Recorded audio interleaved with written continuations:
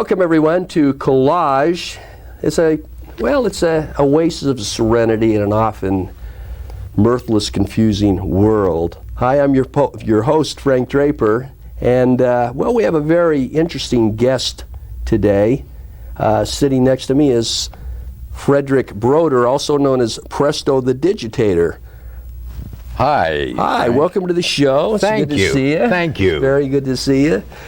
I have known Presto for about 20 years. Presto is he's a legend. He is also a Long Beach icon, if you will. And we have Presto here today because, he's rules in his area of expertise, which is magic. Presto, if I can ask you, how did you get started in magic? In magic?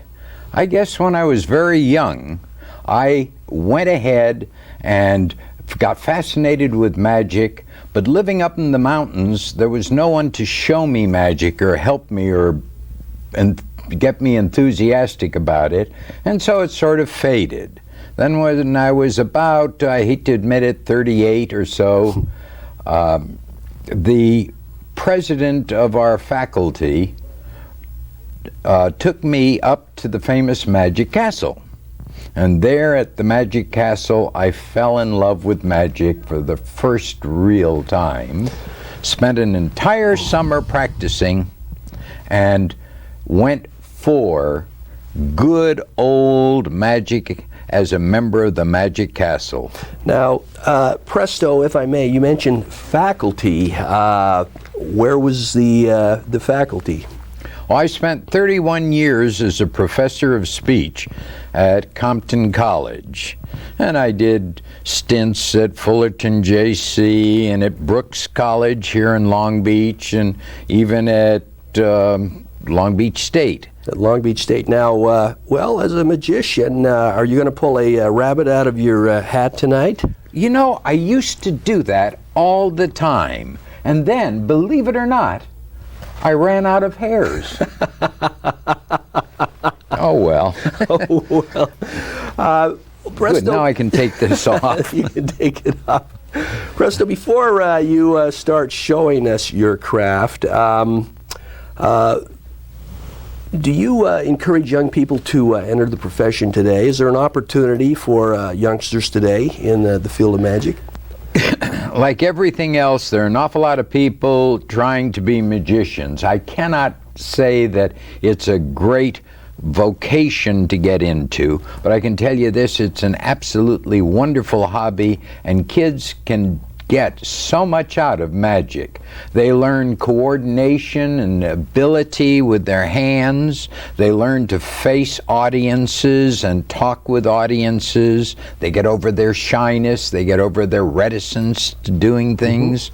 And basically, they learn to read because they have to read the instructions in the books. They learn to practice, to spend the time learning to do it well. And then they get out in front of their peers or their parents and do this magic, and it's a wonderful experience for kids. I do not know of an amateur magician, a young person, who has ever been jailed for causing any kind of trouble. Kids get so fascinated with magic, they keep wanting to be in it, and they just won't let go. I see. Well, Presto, you've performed in several venues, in fact, around the world. Would you share with our viewers something that went wrong? What was the most embarrassing or probably the biggest accomplishment that you ever had? Well, let me start by saying that the difference between an amateur and a professional is that the professional is not only prepared to do a trick, but he has also thought about what he would do if anything went wrong, where the amateur gets totally flustered and gives up.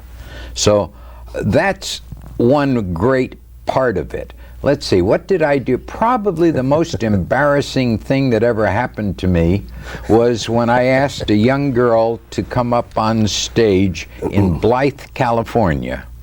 And I turned away from her. We were doing a fundraiser for the Special Olympics children, and I turned away from her and smiled. I had pointed at this very pretty little girl sitting down front, and I looked away and I said, "Now, isn't that only a face a mother could love?" And I turned around and found that one of the Special Olympics children had jumped up and had palsy or some other disease and was hobbling her way up onto the stage, anything but a beautiful child facially. And I just shrank down. I think I was 1.25 inches tall when I realized that the whole audience thought I was making fun of this child. Now that's one event in 30 years. What would be the pinnacle? What would be, have you performed recently in local venues that has enriched the people? Or I believe you mentioned that you've performed in Russia and that you're going to be departing on a cruise shortly. That's true. Since you've asked multiple questions, let's start with that.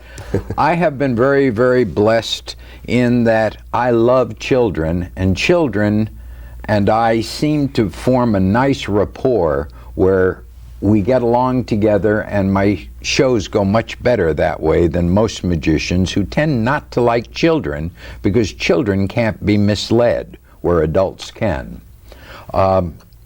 I have done, I did 9 consecutive years of shows with the Lawndale people. I did the big magic show. I emceed for 6 years, Poof 2 it was called, out on the beach cities.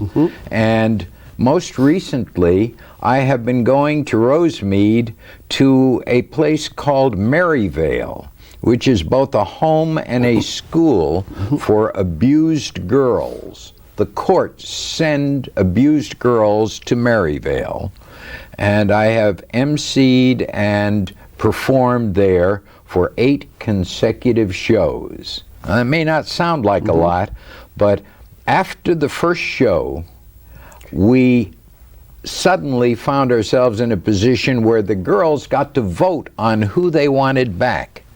And so far, 7 times they've asked me back. In fact, they've... Well, we're about to go to a commercial, but I'm going to ask you one final question. What is the toughest group to perform to? Would it be children? Would it be older people? Would it be uptight business people?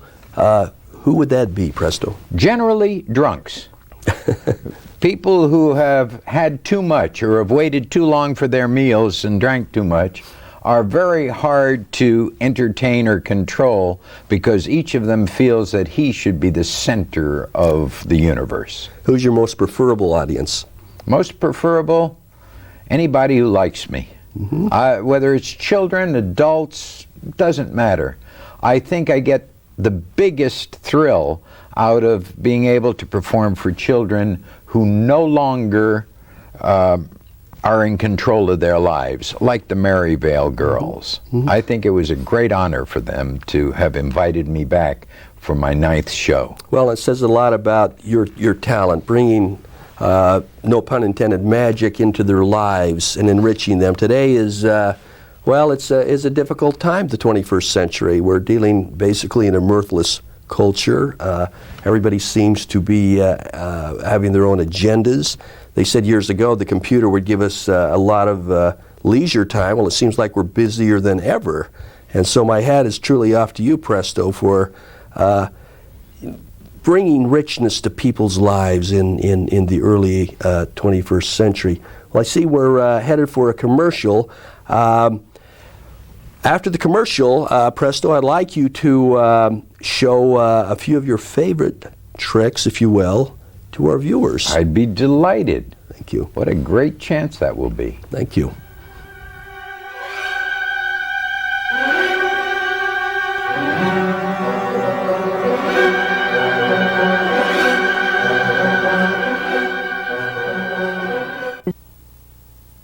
Crohn's disease and ulcerative colitis affect 1 million Americans by attacking their digestive system.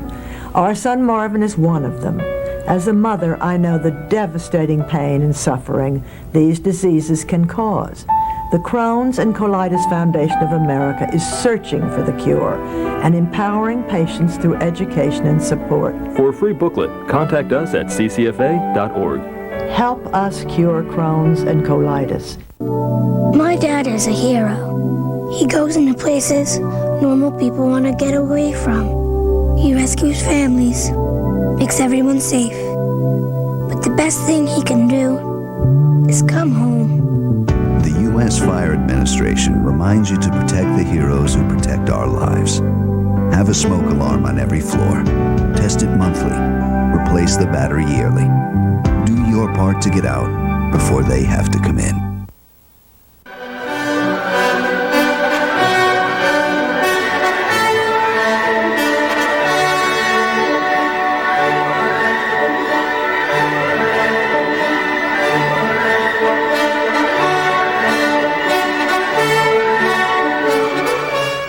Well, welcome back, everyone, to Collage. Of course, our guest today is Presto the Digitator. Presto, we got some cards here. Can you perform? Can you show us how those cards work? I can certainly try. Would you like to see that? We would love it. Okay. Let's try with 2 decks of cards because it makes it much more confusing. The first thing we do is have, these are bicycle playing cards. Most people know what they are. And I use a regular deck of cards. I do not use phony cards. Ha ha ha. The first thing that a good magician does is shuffle the cards. You see, magicians never shuffle, they shiffle. At any rate, you take that and then you ask, Frank, could you come over here just a bit and help me? What I'd like you to do is cut the deck anywhere toward the middle. That's very good, and I'll mark where you cut it so that nobody can think we're cheating. Now, Frank, how many cards in the deck? 52. 52. Mm-hmm. But I add jokers. 54. Thank you. I didn't think he'd ever get it out, folks. At any rate, and you had a free choice of cutting. So yes, I did. Now take the card that you cut to. Okay. That's right. Look at it. Mesmerize it. If you ever see it again, you'll know that card. Is that correct? Put it right That's back correct. on Now, top. may I won't look. May I show you may show the audience May I show if the you audience? wish. Yes. I'll turn my head. Okay. Done? Done. Okay. Just drop it on top. Oh, wait a minute.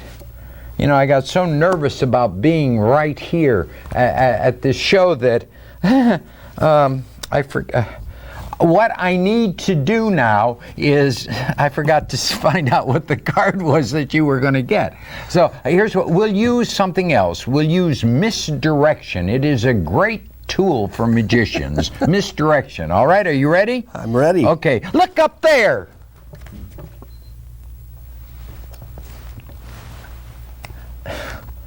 Your card, sir. I see it here as a King of Diamonds. Well, that's incredible. No, it isn't. You saw me do it. Fine. Oh, no. Please, no applause. Hold the applause. Listen. You saw, oh, okay, yeah, it was the King of Diamonds, see? But I forgot. Here's what I'll do. I'll use the other deck of cards, and we'll try something very delicate. Now, here, I want it there. Now, there's the King of Diamonds from right here, and I'm going to put it right into the other deck, just like that, and slide the cover right in and on, like that, right? Now, we'll put it back into the case so that there can be no doubt that it's there. Now, you said you wanted to see magic tonight. I'm going to show you the magic. Watch closely as the King of Diamonds jumps from this deck right back over there. Did you see it go? Well, no. It went. You see, the king is no longer here, it's over there. The king is over there. Watch closely. There is the king, right where it's supposed to be. The king is... You see, Some people say, how did you do that? Other people say, why did you do that? I don't like that question. But at any rate, what I did is I made it disappear from here and reappear over there. The card wasn't here, it's over there because I made it disappear from... Oh my gosh. I made the whole deck disappear. Presto, that is truly amazing. It's embarrassing. Truly amazing. Yes. Good heavens. That's one way to do things.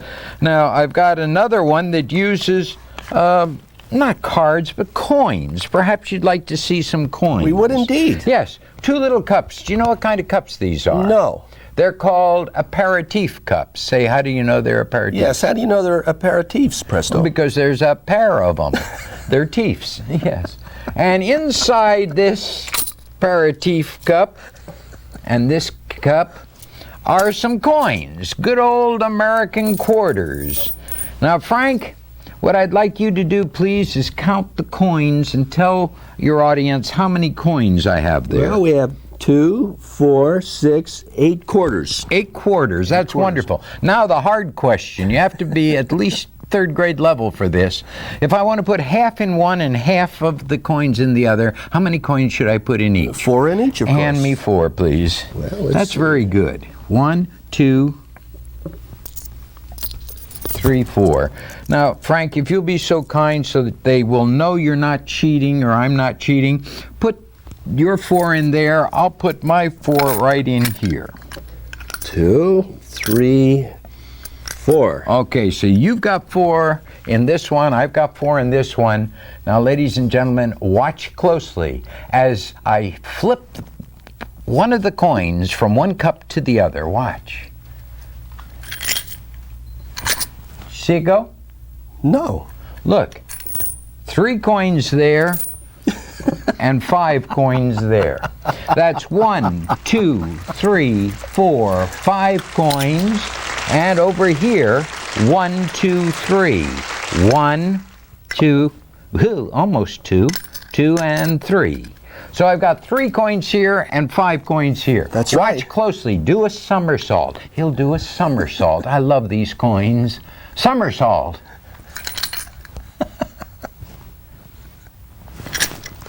See that somersault, Frank? Yes. Look. 2 coins and 6 coins. That's 2, 4, 6. Now the hard part. 2 coins. Frank, would you reach over here and put these 2 coins in so that we know they're there? 1, 2. That's beautiful. All right. Now do a double somersault. What do you mean you can't? Do a double somersault like we rehearsed. Some coins. Double somersault. Here we go. 1, 2. I didn't expect the swan dive. I'm sorry. That leaves 1 coin there and 7 coins right over here. That's 1, 2, 3, 4, 5, 6, and 7. And that leaves 1 coin right here. Frank, we got a problem. What is that, Presto? See this? This is Georgie. Well, of course. Georgie on the quarter. And Georgie doesn't like all this aerial stuff. He says he has a fear of flying. I'm sorry, Georgie, but you're going to have to do it because... Oh, he's crawled inside my sleeve. He's at my elbow. He's going up. He's going right across my back and right. Oh. Ladies and gentlemen, you are not going to believe this, but watch closely. He's gone, and there are all 2, 4, 6, 8 coins. Presto, that is truly amazing. And I was just inches away from you. Remarkable. Well, I like to do things like that. I think they're fun. I think they live up to the concept of good magic. Well, now, Presto, we've had coins, we've had cards. Now we have ropes. Ropes? That's right. They say give a man enough rope and he'll hang his competitor. Or whatever that statement is, I never remember it. Now, somewhere in here, where the heck? There we go. Let's see, we've got that. I'm getting very confused here. Do you know that? I've never tried it from a pocket before. That's what's killing me. What do we got here? Yes. What do we got here? Yeah. Now, that's just a regular rope you'd buy at a hardware store. It's a rope that you buy at the hardware store. And I keep looking for the scissor, and it's right there the whole time. Okay, a rope. A rope has one end and another end, two ends. That's wonderful. You put the ends together and that gives you a middle. Every rope I know of has two ends and a middle. Now you take a pair of skizzers. Skizzers. Skizzers. Of course. Skizzers. Yes, I can't say scissors. You see? And look, let's do this. Let's just simply tie the rope together like this, and that is so hard. There we go. Okay. Okay. Now, watch closely. Isn't that wonderful? It's at the middle now. Both ends at the middle. Take that pair of skizzers that I was looking so hard for and just simply cut the rope like that. Now we've got a funny rope. That's a rope with not one, but 1, 2, 3, 4 ends. Isn't that amazing, one rope? A lot of people say, sure, but presto, what good is that rope if it's got 4 ends? And I say it's simple. I know you said not to be nasty on this show. That's right. Not to be nasty.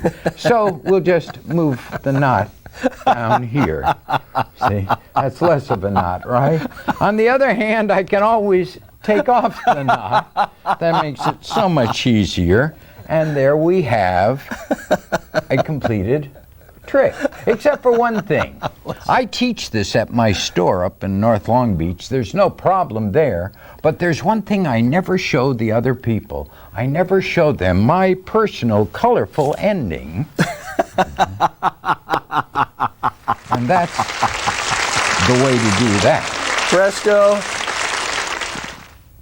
you're amazing. Absolutely amazing. Now, you mentioned you have a store in North Long Beach. Would it be possible, could a person learn these tricks possibly?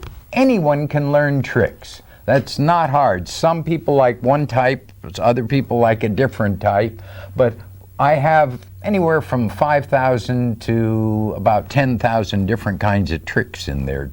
I have gradually, through attrition, become the largest magic shop on the West Coast. But I'll tell you this, just to make your listeners proud that they listen to you, Frank, this is what I'm going to do. If they will come into my store and say the magic word, Frank Draper, just like that. Right. I will give them a free trick to get them started. You will. And teach them how to use it. A free trick just for your name. Well, what we now, like... I bet you never knew your name was going to be worth a free trick. I certainly... All I have to do is mention Frank Draper. That's right. At your shop. And we're going to announce the shop at the end of the show. We're going to be going into a commercial in a few minutes. Well, a few seconds, actually. But they can actually come up there, get a free trick. And also, you have 10,000 different items up there, different tricks, novelties, and so forth. You've been in the store. I've been seen there. It. I love it. You have to climb over things to get to where you're going because Presto, there's so much. I think what everybody is wondering is, but do you sell rubber chickens? Oh, yes. Jokes, gags, novelties. Folks, stink bombs, itching powder for those you love. And I understand that David Copperfield has actually visited your shop. Is that correct? Copperfield has been there, and we were talking earlier about Sylvester the Jester, who won the Monaco Championship of Magic in Europe, and Rick Thomas, big name in Las Vegas now.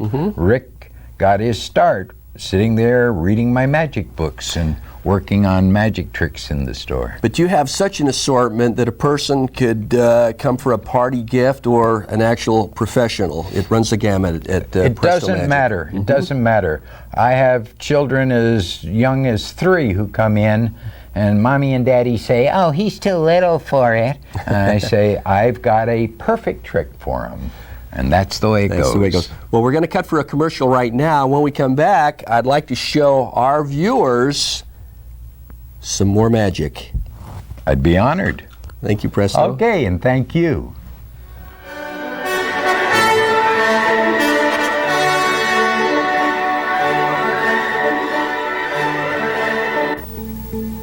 How much do I need to save for her education? How much credit card debt is too much?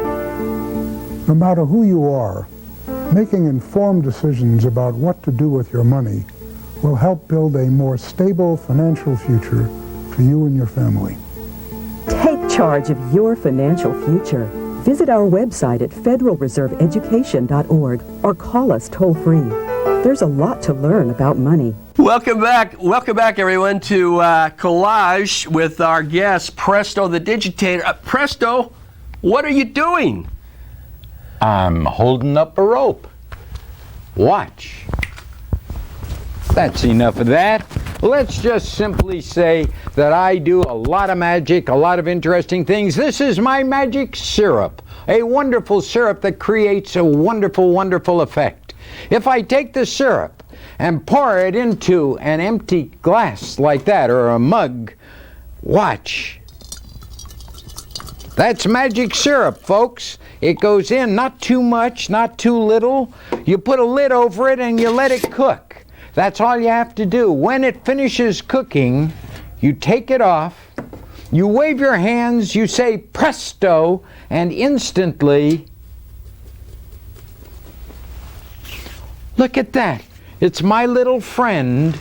That's right, Rudolph the Rabbit.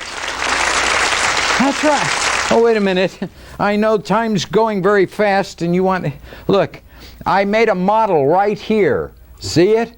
Presto, Presto Magic. And inside Presto Magic is another tube. It fits right over just like that, see? Now, I take the second tube. That one says Magic Secrets. I don't want to give away any secrets, so there's nothing in that.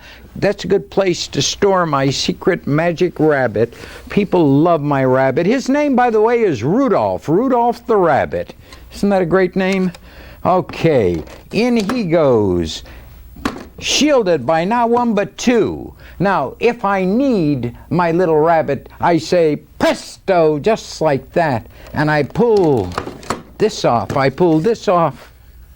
Look at this. Come on. Come on. Don't bite. Don't bite.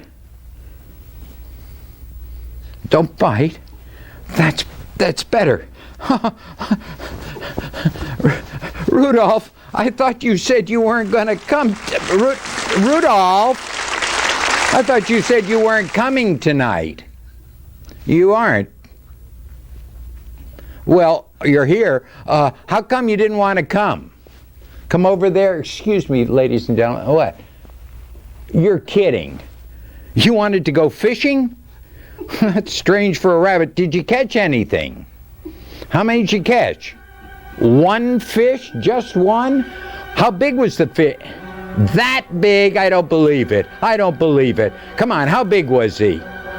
No, how big was he? I don't think he caught one at all. Oh no, he's all right. Ladies and gentlemen, my name is Presto. This is my little rabbit, Rudolph, and we love you all. Thank you so much for inviting me to Collage. Thank you, Frank Draper. I hope you had a good time.